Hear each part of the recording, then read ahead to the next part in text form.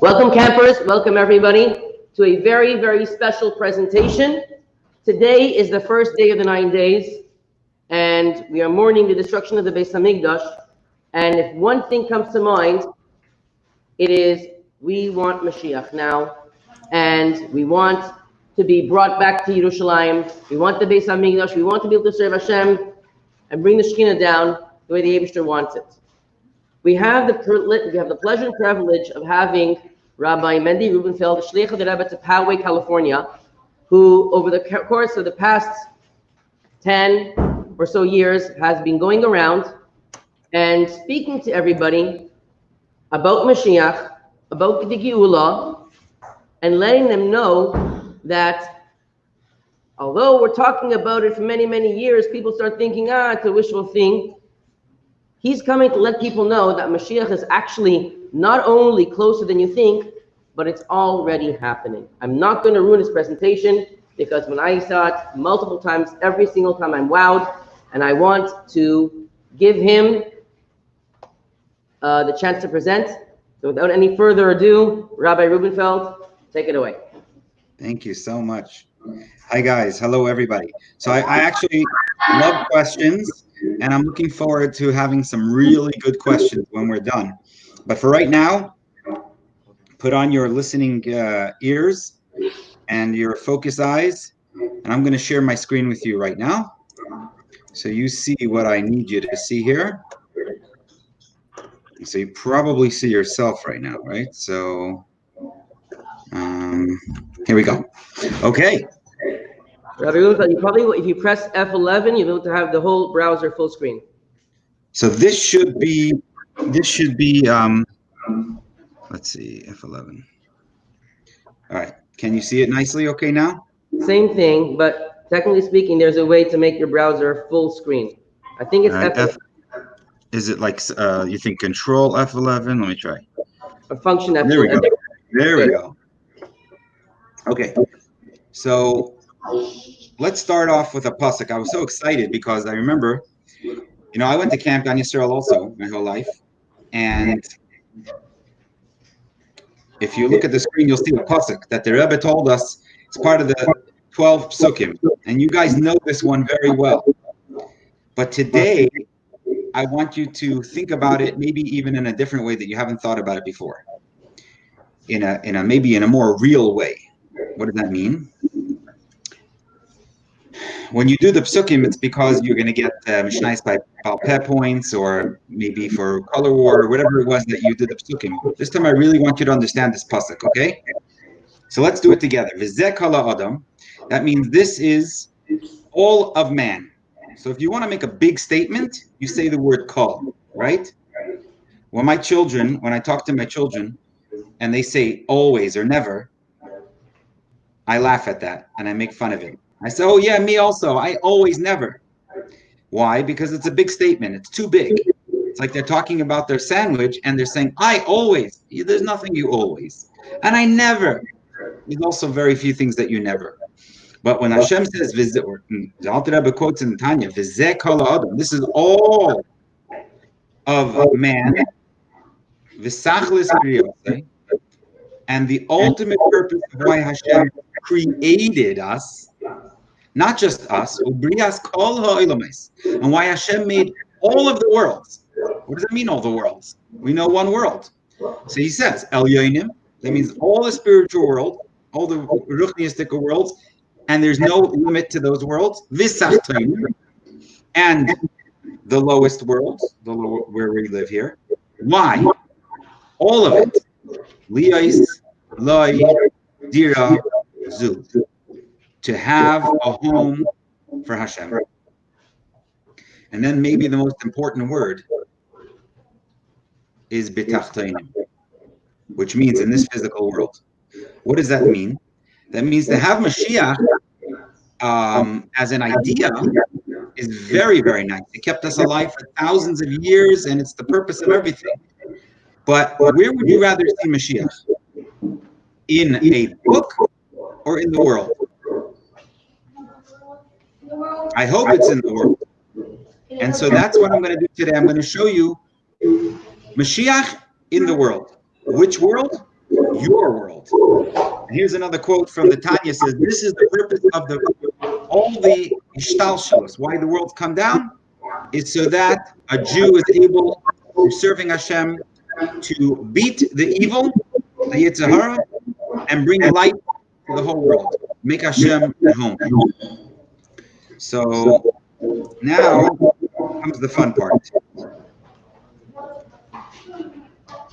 Here we go. I'm going to go full screen here. Ah, beautiful. I hope, can you read it? Is it clear enough for you to read in Florida? We need a volunteer to read. Shimon? All right. Property at 1809. Clarkson was formerly owned by St. Joseph's School for the Deaf and was created with visual brightnesses and silence, color and beauty. Catering students who sadly only had use of fewer of their five senses. Pause. Only 4 of their 5 senses. Stop for 1 second. Stop for 1 second. What does that mean? That means they can only, they can touch, smell, see, and speak, but they can't hear. It's a school that people could not hear. Due to the advance in Cochlear. cochlear technology, most hearing impaired children in today's world have integrated into mainstream classrooms, making the need for separate socialized Schooling system for deaf children nearly obsolete. What does that mean, Rabbi? Yeah, I didn't realize how hard these words are sometimes for the children. So I'll tell you very quickly. Basically, as you probably know, there are people who can't hear. For one reason or another, they were born without it being able to hear, or they lost their hearing. And what do? They go to special schools so that they could study how to speak and learn with using sign language. But what I'm going to show you now is pretty amazing. You're going to see pictures. Well, first, before we go there, Yeshaya the Navi says, a pasuk. It says like this in the Navi: the eyes of the blind will be open and the ears of the deaf will be unstopped. When is that going to happen? When can we expect this to happen? That the eyes of the blind will be open and the ears of the deaf will be unstopped, which means they're not going to be deaf anymore. Obviously, it's talking about Mashiach comes, right? So watch this. These are pictures you're seeing of the building in Chesterfield, Missouri. It's a beautiful place. And this was a school for the deaf for many, many years.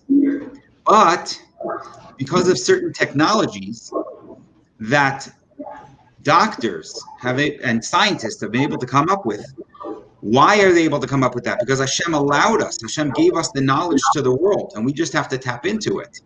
And that comes from the power of our mitzvahs. Hashem says, when you do a mitzvah, you change the world. And most of us say, yeah, okay, whatever. How do we change the world? I don't see the changes. Well, I'm showing them to you right this second. You're looking at a building that was open for many years for the deaf people. And now it's a yeshiva. Why is it a yeshiva? Because the students that were there, they were probably high school or college students that were there, are now in regular schools. They're able to hear. They just do a certain surgery on the ear. They put a little cochlear implant inside it, and they're able to hear. Not perfectly, but well enough to be in regular schools. And we're just getting started. You're going to continue doing your Torah mitzvahs, and it's having a massive impact on the world. I'm going to show you in a few minutes some of that exciting things. And the world is changing. It's not only going to change, it's already changed. So watch this. His central vision is completely gone. But that's about to change at Oxford's John Hospital. But this will be a world first. Never before was a robot being used to operate inside the arm. Instead, removes a membrane just 100th of a millimeter thick, shown in blue, which is covering the retina. Okay, pause for 1 second. If you're able to hear that fellow, what they're trying to do is take away something that grew inside the eye. That's 1/100th of a millimeter thick. Does anybody know how big a millimeter is? It's very small. 1/100th of a millimeter, you take means a millimeter and cut it into 100 pieces. We're talking about so small that people cannot work with such a small level. It's not possible. Take your hand. Everybody take your hand and put it in front of you. And keep it as steady as possible. Do you see little movements of your hand? Yeah. Tiny little movements? Those little movements would be enough to make a person blind if chas v'shalom you went inside their eye. But because of this artificial intelligent arm that the scientists were able to come up with, it's able to do surgery and remove the smallest, tiniest little problem in the eye. Watch what happens. Allowing the whole of the retina to close. Just a few days later, and the results are clear. I can see it. 23 minutes past 9. So what did you just see? Sometimes you see it so quickly you don't realize. You just saw a person who was going blind, and he is not the only one like that. That is the most common form of blindness in the world, of people who are born with sight and then lose their sight. It's very common. Millions of people like that, unfortunately, in the world, in Geulah. And now he had a surgery, and a few days later, the problem's gone, and he's able to see. So if you went back in your little time machine that I know you guys have, I know you have it in your bunk, but if you went back in your time machine, you went back to your Bubby and Zadie, or their Bubby and Zadie, and you told them that our amazing learning teacher showed us a video today, and they'll say, what's a video? You'll say, forget it, I can't describe that. But then you say, I just saw this incredible video of a school for the deaf closed down because the students are not deaf anymore. And then you said, I saw a blind man who now can see. You know what they would say? Oh, Mashiach came, for sure. Because that's what's supposed to happen when Mashiach comes. You saw the pasuk. And you say, no, it's the worst ever. Geulah is so bad. There's even the COVID. And they would say, what are you talking about? I mean, you're telling me that the blind are seeing and the deaf are hearing. Why are you saying it's bad? So watch this next one. Hey, hi. Hi, hello. The brains behind some of the biggest innovations in legs, MIT's Director of Biomechatronics, Hugh Hare. Where we do the human testing on the ankle. Generated bionic ankles with the help of military funding. Jen here has a pad that's communicating wirelessly, of course, to the bionic ankle. She's tuning various parameters, and the timing of the ankle thrust is very, very important to walking efficiency. I mean, just looking at it from here. I mean, if he was wearing long trousers, he wouldn't. If you're wearing pants, you think it's normal. That he's wearing an upper leg here. Right. Just like you don't realize I'm wearing two right now. He's all like that. The owner is himself wearing 2 feet. 2 feet? Wow. And you saw him walking before, you never knew. So I did a dab. I can walk slowly. I can suddenly accelerate out. Fast and slow. Those are fake. Immediately. The ankle has no idea what I'm doing. And how does it know when it's supposed to give power and when not? It's responding to my body. What does the Navi say? It says when Mashiach comes, the people who can't walk, it's called lame, will jump like a deer. Like a hart is a kind of deer. So watch what happens right now. The ankle has no idea that I'm going up steps, So what happened? which responds appropriately. That is absolutely amazing. So you guys just saw another one. The Navi said that the lame people without feet will jump. That guy has no feet and he jumped. It's exactly what the Navi said. Now, is that going to be the end of all the technology growth and then that's the only way people without legs are going to walk? No, for sure not. They're working on ways to grow back people's body parts that will be skin and bones. Using lettuce. But you already saw something just now. You can't unsee it. You just saw exactly what the Navi said, happening in front of your eyes. Now, when I was your age, no one could show me these things because it didn't exist. Now it exists for the first time since the Navi said it. And the Navi Yeshaya lived almost 3,000 years ago. And he told us that these things are going to happen. And you just saw them happen. So that's pretty exciting. Now, a couple more examples. And then we can talk about it. So we have Chaim Nitzchim, or Bila Hamavet, which means that death will be swallowed up, no more death. In English, it's called immortality, which means living forever. So you see here, you have a very interesting fellow.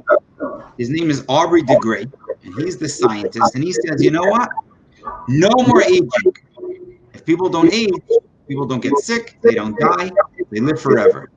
Now look at that guy. He's got a longer beard than I do. He's not a Yid, he's from England. And he's talking about the same thing that the Torah says is going to happen when Mashiach comes. Again, when I was your age, even probably 15 years ago, you couldn't talk about this. It wasn't a possibility. And now they're talking about it. Look at this one. Mark Zuckerberg from Facebook, he said, do you think we can cure all diseases in our children's lifetime? No more diseases. Now, who talks like that? That sounds like a Mashiach talk to me. And this guy, not only did he say it, but he gave $3 billion that morning. When he gave this presentation, he gave $3 billion with a B. That's $3,000 million so that we can be successful and actually cure all diseases. It's amazing talk. This one's also very exciting. It's hard for you to understand at your age, but trust me, it's very, very exciting. It's called CRISPR. And you're able to change a person's DNA. And if you can change the DNA, which is like the program for what makes your body work and not work, and diseases sometimes come in there, if you can cut out the bad stuff and keep the good stuff, you can mamish change a person from the smallest level that they never have to get sick in the first place. And here you have a picture of an article I found. It says, if you're alive in 30 years, it's likely you'll be alive in 1,000 years. Now that is Mashiach talk right there. Because he says here, stand together against aging and death. Well, that is so special. And you see the picture of the people standing in the way. That's the helix of a DNA strand. It's pretty amazing. Let's go on.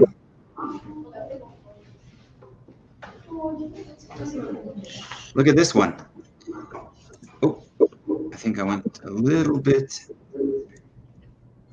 You'll tell them the story about them coming to your Chabad house, right? Remind me. Where they came when there was an emergency in the Chabad house? Ah, thank you. So there was a man in our community who came to shul Friday night, and he said he's not feeling well. His chest is hurting him. So his wife wanted him to go to the doctor, to the emergency room. He said, I'm going to go to the emergency room. It's going to take me 6 hours, and they're going to tell me it's nothing. I don't want to go. I'll go to shul. We have a lot of doctors in shul. And then they'll tell me what's wrong. So he came to shul, and guess what? Friday night, not one doctor came. We have a lot of doctors come to our shul. We have 2 hospitals next to our shul. But nobody came that night. So the rabbi decided, you know what? And I told the rabbi what he told me, that he wasn't feeling well. He said, no. You don't mess around with a life. Pikuach nefesh. So he jumped into his office on Shabbos, and he called 911. I ran outside to greet the 911 people. They come in a fire truck. They jumped out, and I told them, follow me, I'll show you where he is. He has chest pains, and he's not feeling well. He needs help. So the guy said, I'll tell you what, this is as we're running into the Chabad house. He says, we have everything that they have in an emergency room right here with us. So except for blood work, which means that the technology has grown so much that in an ambulance, they can actually have everything that they have in an emergency room, which is pretty amazing. It could save a life. You don't have to take him back to an emergency room. You can do almost anything you need right there wherever you meet the person. Was that the story label? Yes. And this is also, so by 2030, which is not on a long time from now. How long is that from now? 10 years. You guys are good at math. So in 10 years, hospital may be a thing of the past. No more hospitals. That's amazing stuff. And I didn't make this up. They're talking about it, right? I'd love to make it up, but this is even better when the world is showing us that it can be a house, a home for Hashem. That's what Mashiach is. Dir b'tachtenim. In a place that Hashem is home. Do you think people will be sick? Chas v'shalom. Do you think people will be blind or deaf or mute or lame where they can't walk? Of course not. A world that Hashem is comfortable, everything is perfect. And the world is getting so much closer to that every single day through your Torah and your mitzvahs. When you go to learning class, you think you're just having to go because your learning teacher told you to go. Big mistake. You're actually changing the world. So look at this. The Rambam, some of you might know, we just finished learning the entire Yad HaChazaka from the Rambam. And at the very end, the Rambam writes as follows. In that era, what era? When Mashiach comes, there will be neither famine or war. Famine is hunger, or war, you know what that is. Envy, which is jealousy or competition. Why? The Rambam says, because good will flow in abundance. What does that mean? There will be so much good, it will be abundant. It will be everywhere. You remember, you know, in camp, you guys, do you still sing the song, "On the trees will be candy"? Did you got what? You got saying this last Shabbos? What is it? Everything will be fine and dandy.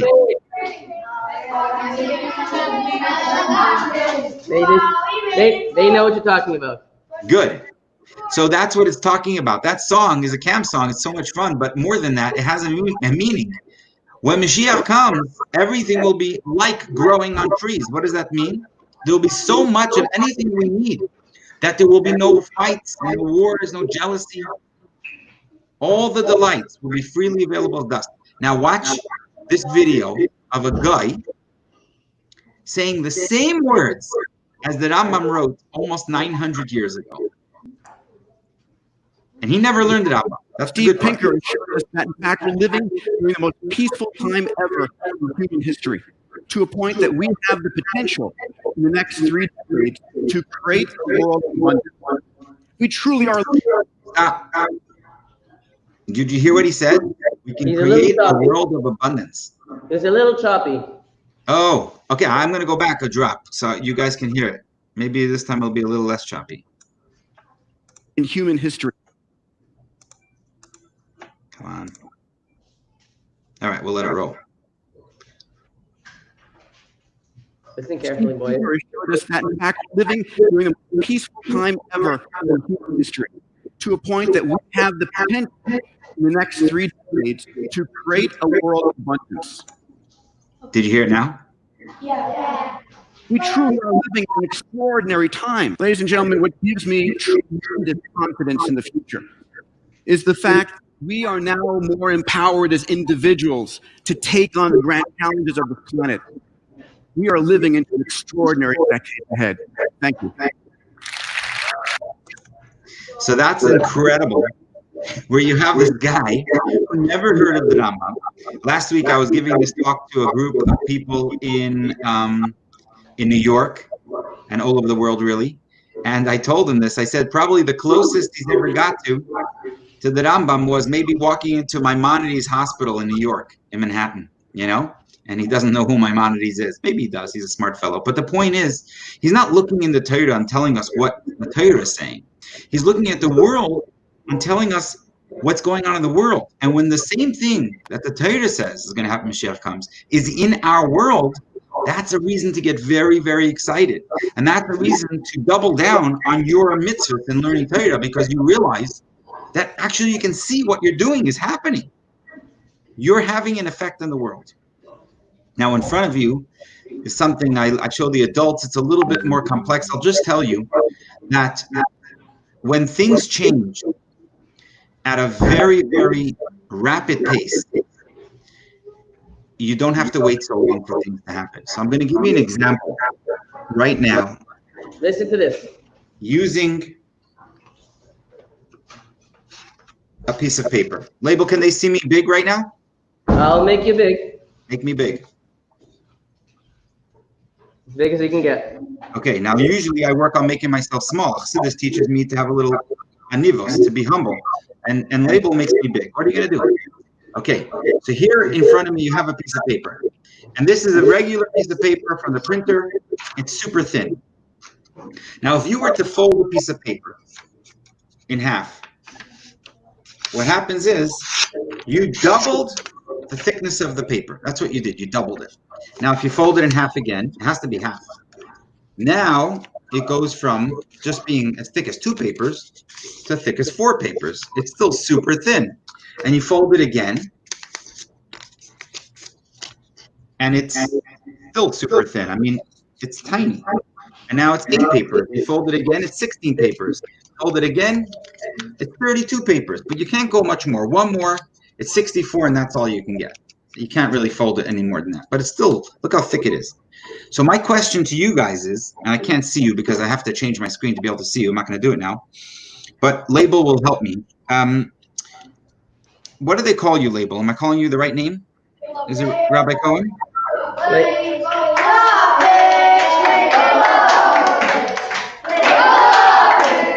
Oh! You see what they do to me here? That's my fault. Nice stuff. I should have asked you beforehand. Anyway, that's a great name, by the way. All right, so Rabbi Cohen, yes? Works for me. Label Lovich. Label Lovich, I love it. I love it, love it. Okay, so Label Lovich, you'll tell me what they're answering for the question. My question is, if you folded a paper, this is only a few folds that you do a piece of paper. If you folded it 42 times, I want you to show me, how thick do you think it would be? How thick would the paper be? Now, 2 times. Show me how thick. Show me. Imagine a paper so big that you can fold it as many times as you want. Ready? Show me without talking. Okay. Can you hold the paper against the screen? They wonder if you can hold the paper up again. Okay. We have very different types of answers, Rabbi. What's the answer? Right? So I'm going to pretend that you guys showed me all kinds of different sizes, maybe even really big, but I would also guess that you're all so far from the truth. The truth is, if you folded a piece of paper or doubled it, same idea, because you can't really fold it that many times. If you folded it 42 times, it would be as thick as from here till the moon. Wait, what? What? Because every time you're doubling it, 2, 4, 8, 16, 32, 64. Double times 64 is 128. 128. And then you double that. And then you double that. And you double 42 times. Now I'm going to show you something, because I wanted to give you an example of how far it would go from here to the moon. That gives you a really good visual. You understand how big it is. When you double things, it's so massive, so huge. Just 1 second. I'm going to zoom out. They haven't seen what you put on the screen yet. Okay. They didn't see it beforehand, so. Now, I have a question for you. If you fold it 42 times and it's from here to the moon, how much would 43 be? The answer is from here to the moon and back to the earth. How could that be? It took 42 folds to get to the moon, but it only takes 1 more to get back from the moon. That's called doubling. And then you have 42, means 42 double time. What happens if you folded a paper, you doubled the paper? Remember, a paper is very thin. 109 times. How thick would it be then? So I'm not going to wait for the answer, but the answer really is, it would be as long as the entire known universe, which is billions of light years. Okay, that's only 109 doubles of a piece of paper. Now, I'm going to show you an example on the screen. You have here 4 feet, that's 17 folds. And then if you do 25 folds, it's as tall as 1/4 mile. And if you keep folding it and you do 40 folds, it's 6,832 miles into the air. Now, after this talk, if you feel that it doesn't make sense, you can sit with Leibelovich and he'll show you exactly how it really does make sense. I remember on Shabbos when I came across this mashal, this example to describe how powerful the world is changing. I showed it to my family, and when I finished, my wife said, even though I just saw you prove it to me, I still don't believe it, because it's so hard to imagine. It's just so difficult to get your head around it.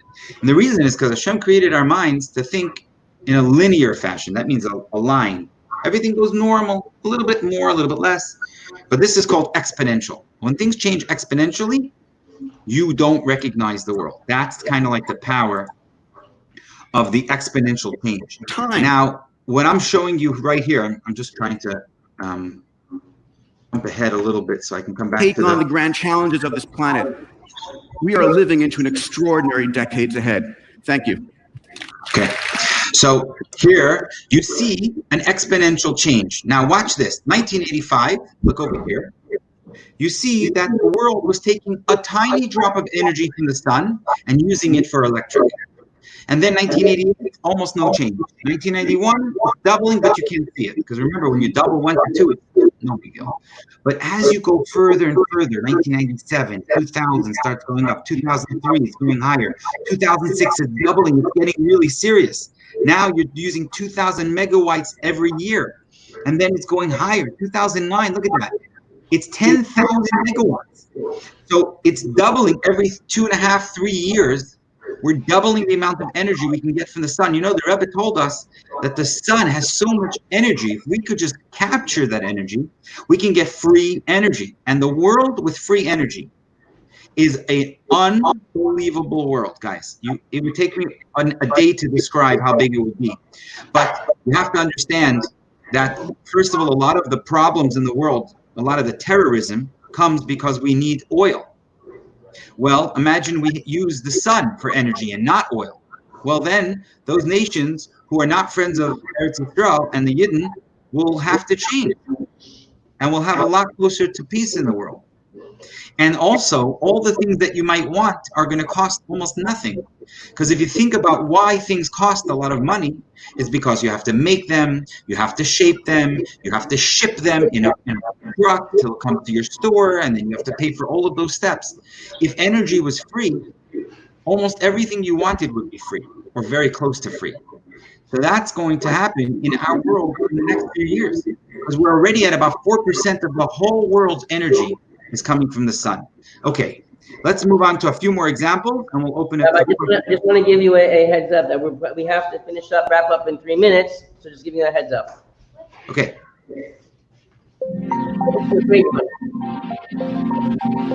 Okay, so I'm going to go quickly. I just want to say that it says here that the night's going to shine like the day, and you're looking at a picture on your screen in the middle of the night. Isn't that amazing? This is the middle of the night. This is the middle of the night. This is not during the day. It looks like it's the daytime, but it's only using. If you were standing there, you wouldn't be able to see anything. Look at the stars. They're shining. They only shine. Look at that. It's a special camera that can make the night look like day. Now it's just a camera. In the future, it'll be your glasses. You'll be able to see the night just like the day. Anyway, I'm going to fast forward a little bit. Because there's a lot. I went too far. So basically, this is my presentation to show you guys. This is just the beginning. There's so much, but I don't have enough time to show it to you.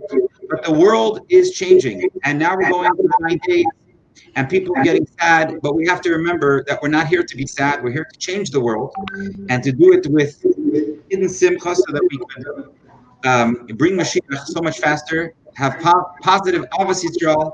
Every one of your mitzvahs really, really matter. Okay.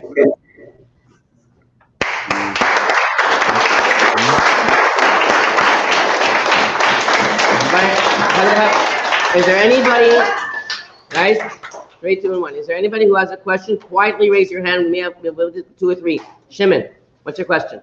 Loud and clear. My question is, if technology doubles in the next 3 years, then why don't we say that Mashiach will be coming today?